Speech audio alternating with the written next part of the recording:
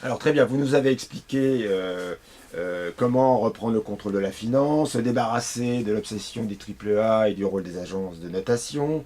Vous nous avez expliqué comment régler le problème de la dette, etc. Mais est-ce que pour ça, ne faut-il pas sortir de l'euro? Et est-ce que finalement, l'euro, la monnaie unique, n'est pas le responsable de la crise?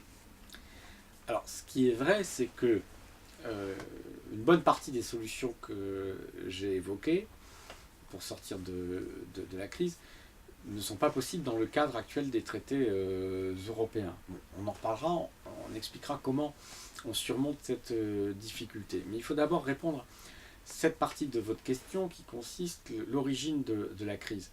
Je m'en suis déjà expliqué. La crise que nous vivons, elle vient du mauvais partage des richesses, de l'exploitation des revenus du travail au profit du capital ou des plus riches, et elle vient de la déréglementation financière, c'est-à-dire de la liberté de la finance de faire n'importe quoi, n'importe quelle spéculation. Bon, ça, ce sont les causes fondamentales. Alors que vous ayez en France le franc, la drachme, la lire, l'euro, l'écu, des tomates et des cailloux ou des moutons comme instrument monétaire, ne change rien au fait que si vous avez un système qui repose pendant 30 ans sur la diminution de la part du travail dans le revenu national et sur le développement à tout va de la spéculation, vous aurez régulièrement et de manière récurrente des crises financières à répétition et à un moment donné une grande crise générale parce que le système est insoutenable. Bon, c'est ce que nous vivons, rappelons-le. Nous ne vivons pas une crise de l'euro dans la zone euro. Nous vivons une grande crise du capitalisme qui est la crise d'un mode de développement et d'un système insoutenable fondé sur l'exploitation du travail et la sous-rémunération du travail et fondé sur la liberté folle et le pouvoir total donné à la finance. Bon, ça n'a rien à voir avec la monnaie que vous avez. Donc, nous aurions eu le franc, par exemple, plutôt que l'euro, nous aurions eu exactement la même crise, mais en pire.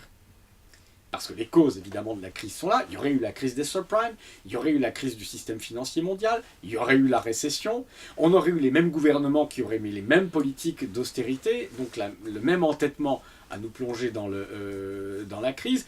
Et en plus, parce que nous aurions eu le franc, et donc une monnaie nationale réputée faible par rapport au Deutschmark, nous aurions eu en plus à subir les attaques spéculatives permanentes contre notre monnaie, donc double spéculation, contre la dette publique et contre le taux de change.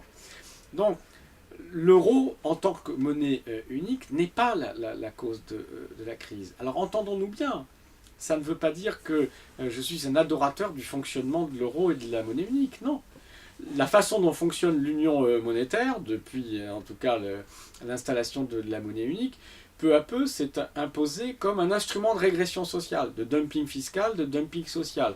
Donc le fonctionnement de la zone euro, c'est une horreur. Il n'y a pas de doute là-dessus. Mais la solution, c'est quoi?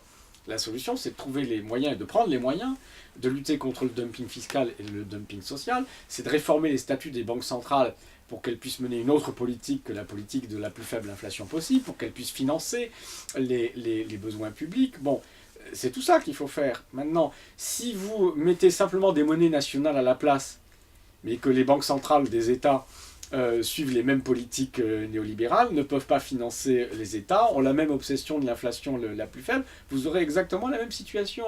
Donc ce que je veux dire par là, c'est que c'est l'orientation politique des gouvernements et c'est l'orientation des politiques menées en Europe et les choix qui sont faits dans le fonctionnement de ces institutions européennes qui sont à l'origine de notre problème. Ce n'est pas le fait en soi que vous ayez une monnaie unique ou des monnaies nationales. Donc ne nous trompons pas hein, de cible.